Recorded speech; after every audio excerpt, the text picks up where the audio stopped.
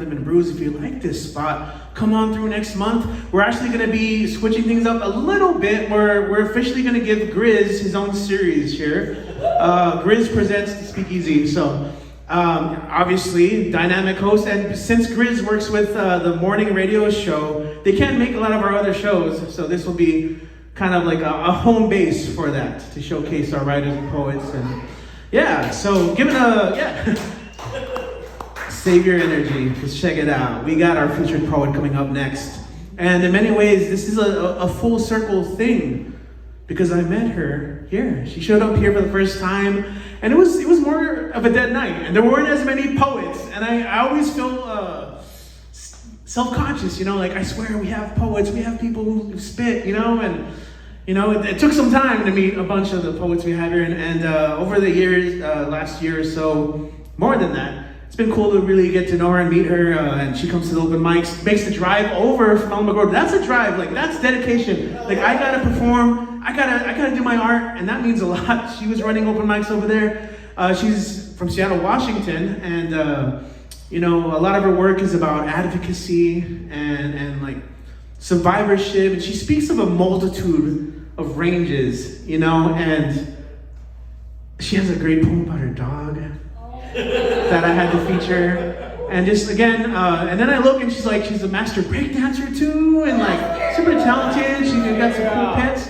So you see the flyer here, but I'm gonna change it right now because she made a graphic where you can find her website, her Instagram, merchandise, especially, and merchandise.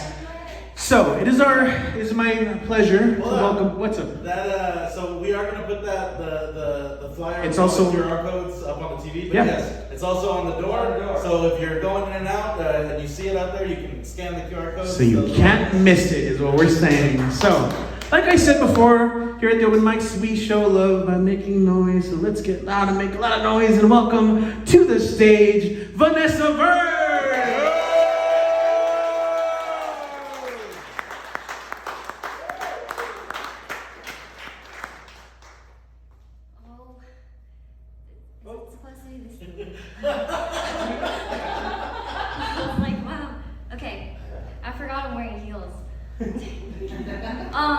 Hey everyone, I'm Vanessa. You are now in the Vanessa-verse. This is a safe place for you and me.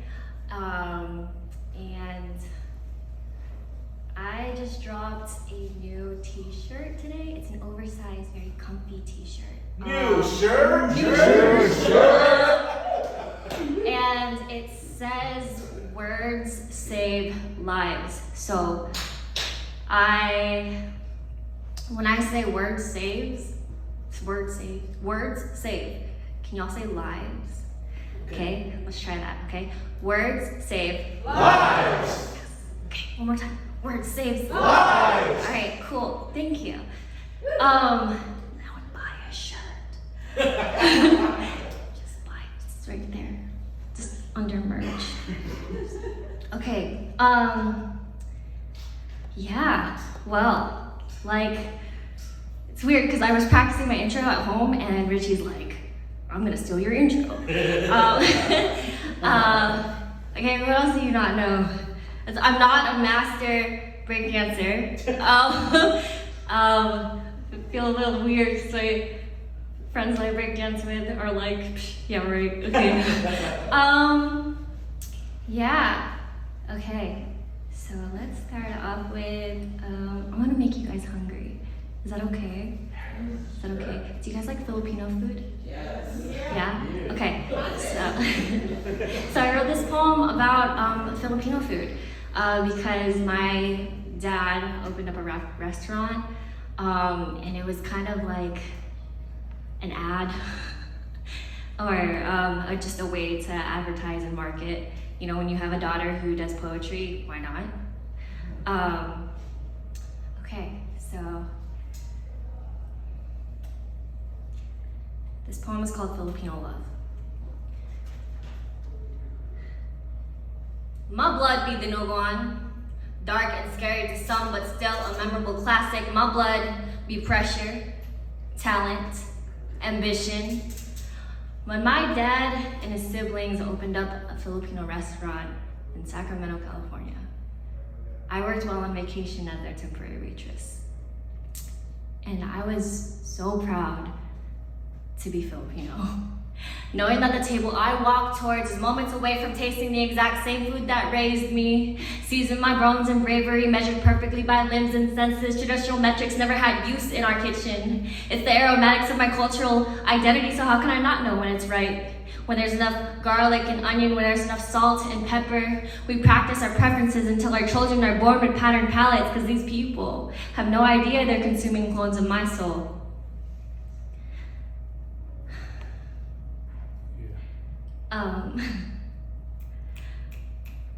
Ooh, dang. These people have no idea they're consuming clones of my soul. My dad told me everything I know about food. He would spend all day preparing my favorite Filipino dish. It's this Filipino oxtail curry called kare-kare. And when this dish is ordered, I smile. Excited for the master in the kitchen attention my dad puts into his kare-kare to make the oxtail tender. Fall off the bone to slow dance the strips of tripe as if he graduated from being butcher scraps posing on top of rice beds. This dish is wisdom and confidence coated in peanut curry sauce. Food was the main way that my dad showed me and my brothers that we are loved. Tell me what love can create, how important patience is. Simmer in low heat. Be generous with your time. Pack their to-go plates, fill their stomachs up for 7 days. We're Filipino, not stingy. My dad reminds me that I'm Ilocano and that I like my adobo more sour than sweet. Extra lemon and tamarind in my sinigang. I'm a day one palabok type of ate, and it's always for my kuyas. And I mean, ate hold my lumpia because when dad is cooking, we listen. And I would hope that one day, if I were to ever have to teach my children about love, that they would think of my cooking, the love my dad passed on to me. I would hope they know, I would hope they are familiar with the connection to tradition, the historical remix of cultural dishes, the influence by invasive countries that remind us that we are resilient and adaptable and strong. I would hope they will always know the contents of this hereditary flavor, because this is what Filipino love tastes like. Okay.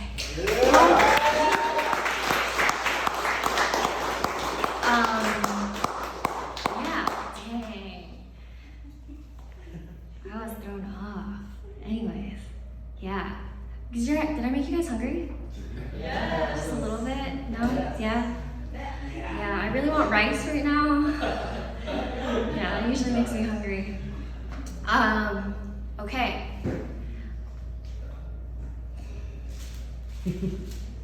Raise your hand if you've been to Seattle. Seattle. Okay, y'all. All right. A lot of y'all. That's cool. Let me do something real quick. I almost forgot. I really like when people make noise. I'm really good with like feedback, so like don't be like quiet. In Seattle, thank you. In Seattle, the poetry community, whenever someone is like a little stumbly, we do this. It's like we warm it up for you. Like we got you. Like we're gonna make some energy. We're gonna give you some good energy. Yeah. So that brings me back home. So yeah, you guys can take that. I forgot to tell you. Yeah, and then I probably forgot to tell you because I've been so good without. Haven't needed it till now. I think I'm nervous because there's more people I know here. Usually it's all like El Pasoans, you know, and now it's like Alamogordians and El Paso. Yeah, thanks y'all for coming and driving. Yeah, I really appreciate it. I forgot what poem I was Seattle gonna poem. do. Yeah, Seattle, okay, got it, yeah. Okay, this song is called Dancing in the Rain. Also, remember, this is a safe place for you and me, so I'm not gonna run any disclaimers, I'm not gonna run any like trigger warnings, just know it's safe, okay? Alright. So I'm from Seattle, and sometimes when I tell people that, they like to bring up how Seattle is known for having high suicide rates. The nation putting blame on the limited touches of sunshine, limited time outdoors, limited blue skies, lack of hope for a brighter day, because even we know the whole week is grayed out. And then I think about who in my family was on suicide watch. When depression and anger used to be home half the time, I watched my cousin's eyes conjure up a death wish, and I was so scared that I would lose my brother from the pain of being in that city by the age of 9. So if you must know, suicide hits Seattle locals like silent guns.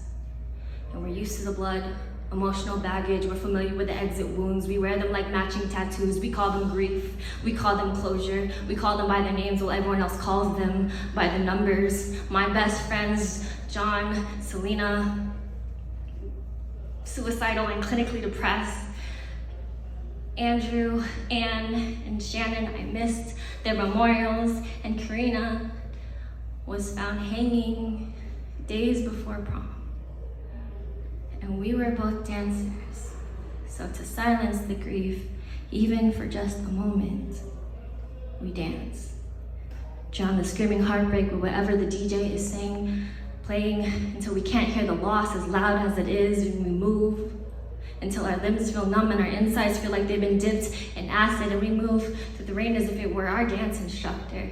We bend and contort our bodies to the clouds for shared playlists, and we blend the way the outside gray blends with our insides, playing with our depression like rose petal games to decide fate, like misery loves me, like fate loves me not, like is tomorrow really worth seeing, and we play until there's nothing left, until all we have is petals on top of stones with names, cards given in the city of suicide. Tourists complain about the rain, but it is ours. These people have no idea what it's like to soak in our chapters of closed caskets. And so we slide through water droplets, run footwork through slippery sidewalks that reflect our lost ones, because our puddles are heaven's mirrors. And so we dance like everyone and our angels are watching, because we know we don't do it alone. So if you're from out of state, and our precipitation is a song that you have yet to hear, but our instruments pull you in, and you're scared of tripping over your own steps, go find a survivor. Come find me, and I will teach you how to find your rhythm. I will teach you how to dance in the rain.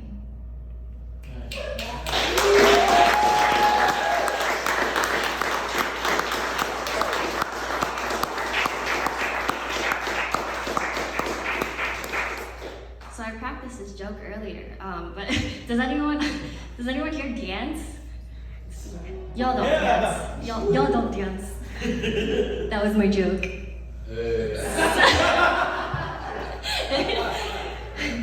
I'm such a comedian, thank you. So I was trying, like, sometimes poetry doesn't work out, Anyways, okay. I wrote down my set. What is next? Hey, yeah. Oh, I have a diss poem. Yeah. Where I get super angry. Yeah. Intimidation. Yes. So my diss poem. It's about a dude, a stupid dude. Yeah. I just, yeah, man, that guy sucks. Yeah, okay, this one is called Hindi mo maintindihan, which translates to you don't understand, from Tagalog to English. You don't understand. Okay, got it. Okay. Yeah. Oh, that guy sucks. Alright. Alright. So I met this guy, and he made me believe that these butterfly wings will never melt from flying so fast, back and forth, just barely running into the walls of my stomach. And I thought that I finally found someone who understood me. Until he told me that he hated when Filipinos would talk in their own language. And he hated Filipinos from the Philippines because they were dirty. And this guy was Filipino. True story. I told him, sweetie, to get with me, you gotta be good with your tongue. With your culture on your taste buds, respect blushed on your cheeks, speaks me words of love towards your people and willingness to lick off the poverty in our islands. And one day, he told me not to tan. He said that brown skin was ugly. Hindi mo maintindihan. You don't understand, because you see, I may be a light Filipino, but I am not a shade me brown. You see, media has tainted our minds and fixed our eyes to the colors that are lights, making bleach the most desired accessory. And if you didn't have the latest, you were considered ugly. Trust me, I've been in Filipino bathrooms that showcase their skin whitening papaya soap, forbidding Tagalog to run past their throats. And like you, I grew up with English as my first language, so I understand it's difficult learning to communicate. But I see that's our only common trait. We're not the same. Throw your pride aside. I see you've been culture gentrified, and I really don't care if you're cute. I will never let your disrespect slide. Because I know where I came from. My family name echoes through the Union province, and my roots are grounded in Ilocano soil, loved generously by indigenous sand, and somehow you think yours is perfect. May I remind you, it's man-made. You're so proud of the unnatural, that's why you speak with so much negativity like a brainwashed contradiction. How are you gonna say you wanna date me when I have, and hate Filipinos when I have tattoos and Babayan? But okay, wait, I understand I'm not perfect either, but at least I still bless my lolas by their hands because my nanay taught me better, and at least my eyes aren't ashamed to mirror my ancestors. At least my hands know what history tastes like. And if you think you're gonna get another chance, then honey, you picked the wrong type. Look, I understand how hard it is to remember that your branches spread across oceans to a land with natives that cannot see beyond your first leaf. Fight it all you want, but the battle between your blood broken down in our islander patterns and your phobia conjured up by skin never kissed by our stars will always render your fists powerless. Whew.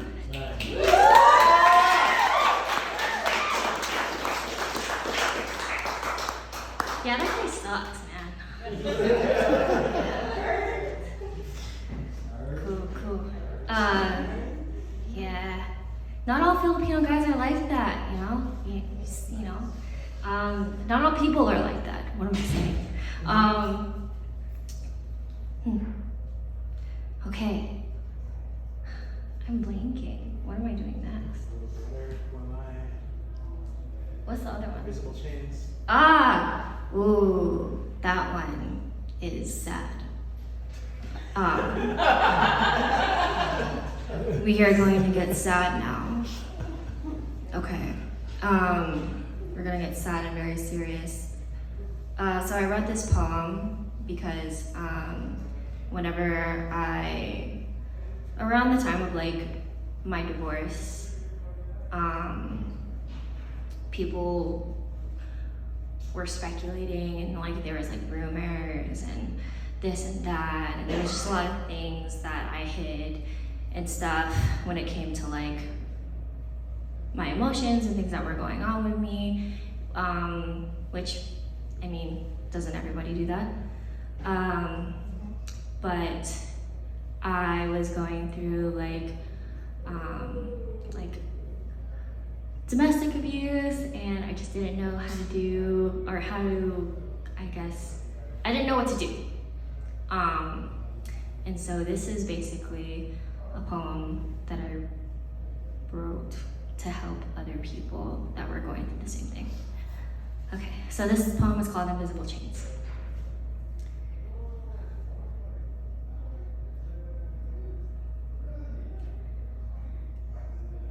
There was a time when my voice was non-existent, because my honesty had the ability to bring out the sun onto everything that manifested in the dark. emotional abuse comes in forms that most people I told said I was wrong for calling him abusive because he never hit me. Forms,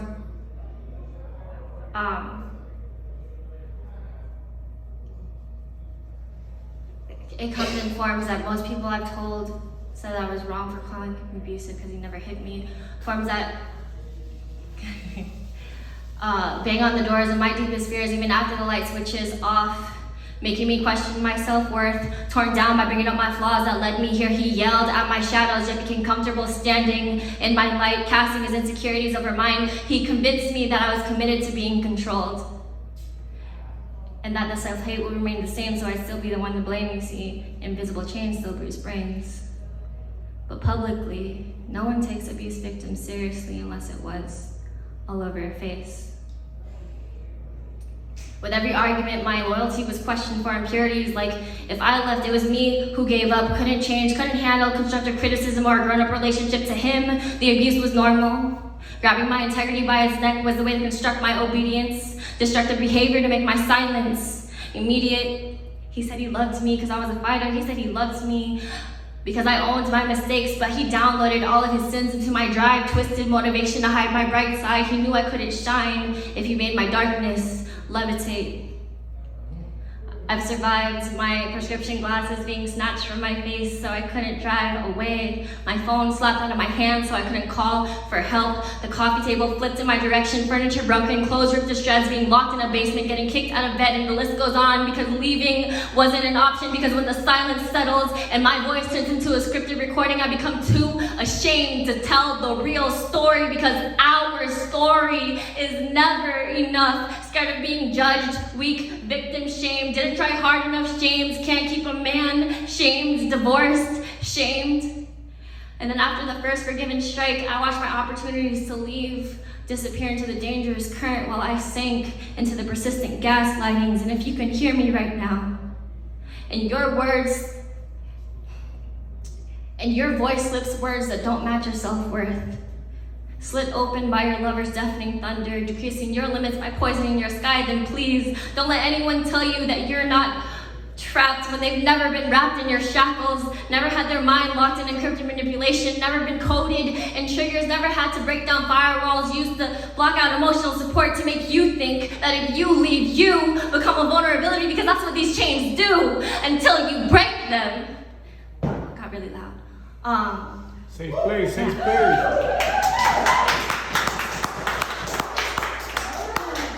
Okay. I thought I was going to memorize my Bowser poem, but I don't. And then also, I have a book coming out. Oh! It's a chat book, but it's still cute. And it's a love poem book, so we're all here for the love poems. You know, it's not gonna make y'all sad, it's gonna make you want to be in love. Yeah. But yeah, like literally today, me and my editor were like, yes, we're pushing this. And yeah, that wasn't my voice. My thing is frozen. Oh my goodness, I guess I'm not doing my Bowser poem. Oh my gosh, this is embarrassing. Oh, thanks. I really appreciate that. Yeah, I had this whole thing planned out, and yeah. Oh my gosh, we are? What are we eating tonight? Ooh, okay.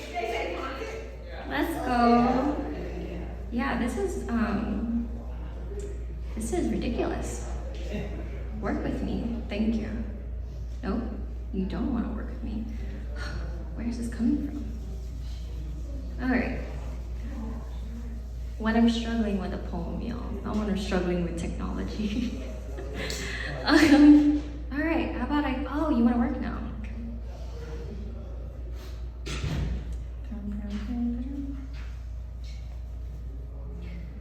No, I can't. I it's not, it doesn't want to work. Oh, because you're upside down.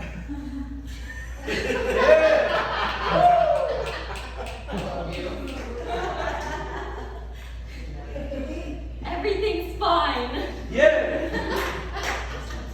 No, it still doesn't work. Even when it's right side up. You know what? It's that Filipino guy's fault. This is I know, right? That guy sucks. He still sucks. Oh no. Wow. You know what? Screw it, let's do little brother. Okay. Raise your hand if you're an older sibling. Just like 4 of you. Okay, got it. Alright, well anyways. I'm an older sister, I got a little brother. He's 5 years younger than me, and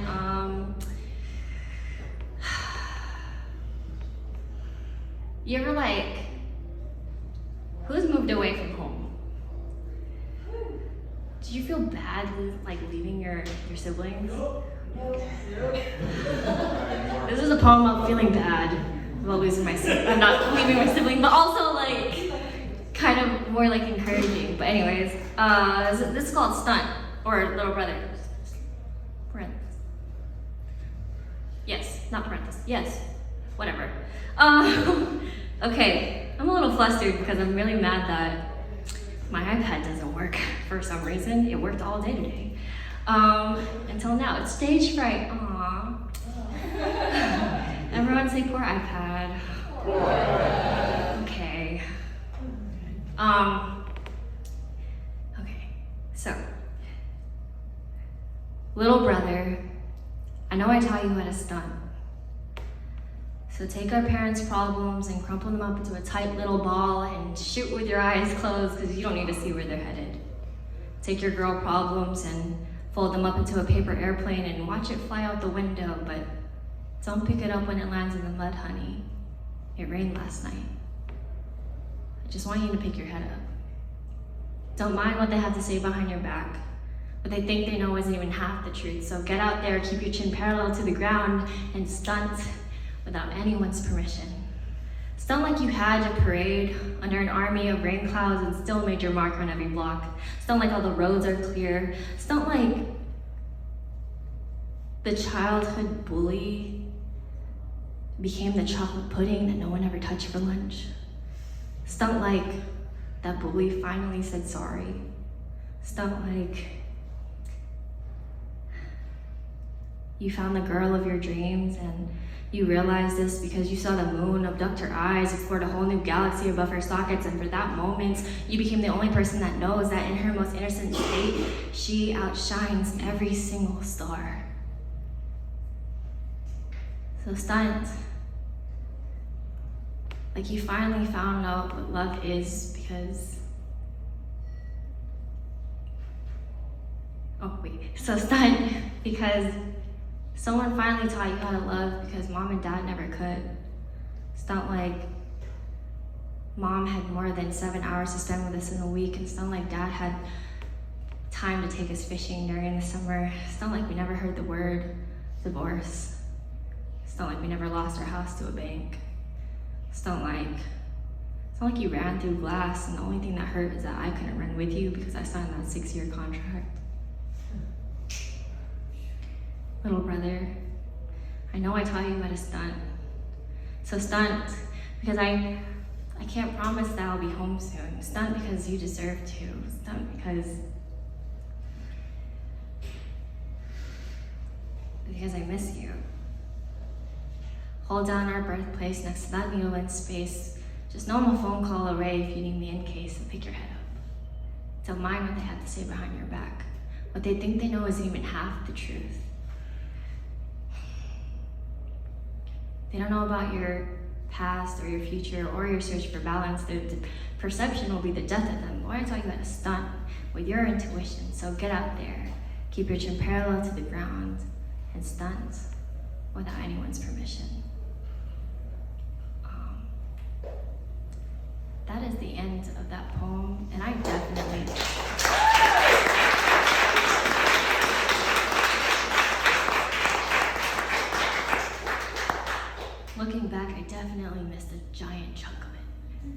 totally fine.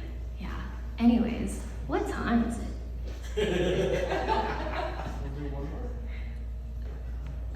One more? Okay. Well,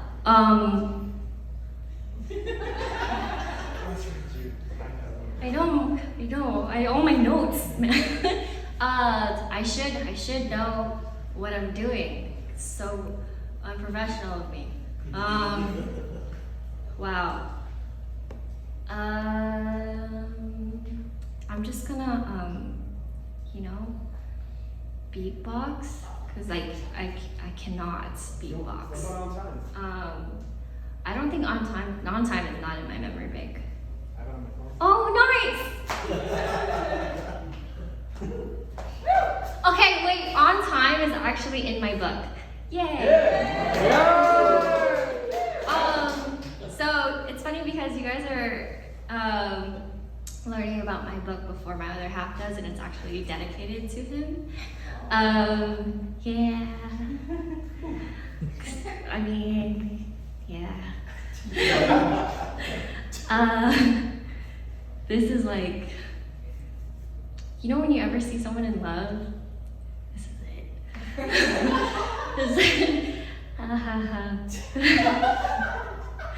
Alright, cool. I'm so glad you guys are laughing about my awkwardness. Anyway, okay, this one's called On Time. We turned this living room into a music library, constructed by our memories held closest to our ears, lyrics that surround our hearts, and we expose the full parts of us.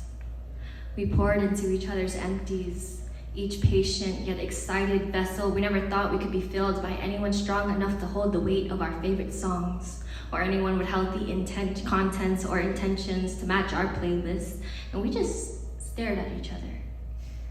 Knowing love is present, but so scared to say it out loud, scared that this might be too late or a little too much. We just wanted to make sure that when it leaves our lips, there's no question that we mean it. Hoping music can say things we're not able to say ourselves. Both wondering if this could be our time because we knew he was deploying. And so we bloomed into our emotions left in albums from our past. Introduced the artists that left us speechless or helped us when we were restless, and we took our time in his living room, adding to each other's clouds, reconstructing our skies to hold our heavy. Because time just doesn't ever stay still when you need it to. Time is never on our side when you're active duty and there's something real in front of you. Time has never known this feeling in my chest, has never danced with these butterflies that break dance to old school break beats in my stomach whenever he looks at me, whenever we pick at each other's brains, whenever we slip lyrics into conversations and pull sound out of our fingertips and know exactly where to touch us, the same way we really wanted to say, I love you. But we're scared because time doesn't know how to dance, probably because it never listens. It just knows how to leave, so it smiles when others do the same. All right, y'all, I'm done.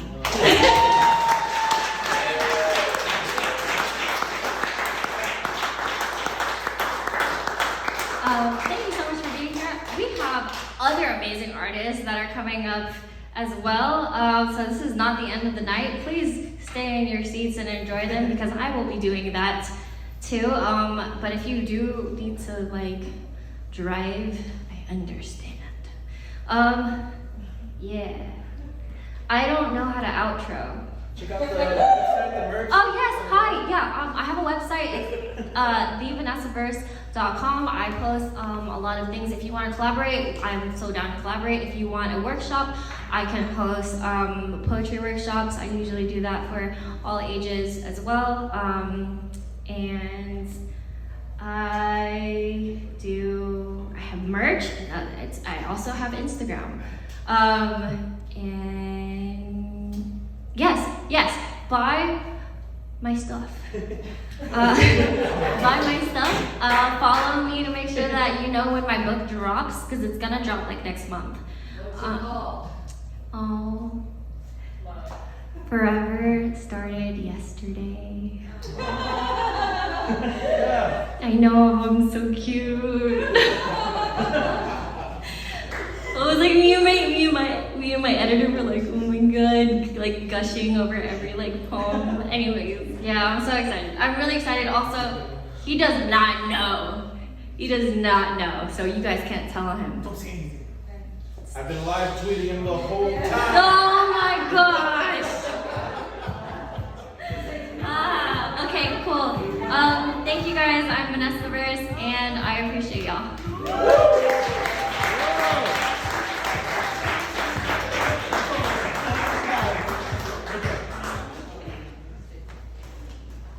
Wow.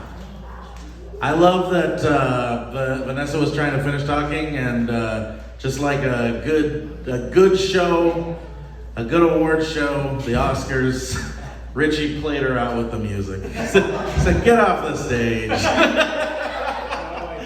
All right, I'm not gonna do the typical huge introductions for these last few poets that we have because we are running out of time. I wanna make sure everybody has their time on the stage, but we will do it real quick, just we have a little bit of time for it. One more round of applause for our featured poet for the night. Thank you. Thank you for wowing us with your poetry, for making us cry, laugh, all of the different emotions.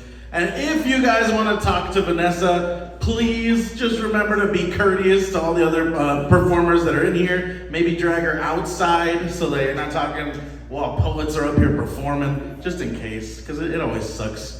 It's not a good feeling. But all right, let's go ahead and bring up the last few performers that we have. Very excited to have this list because they're incredible poets, all of them, whatever they're doing, music, poetry, break dancing, which Vanessa didn't do, disappointing. But we appreciate all of their talents, all of the incredible things they do. So please give a big round of applause for the next poet taking the stage, Valentin Sandoval.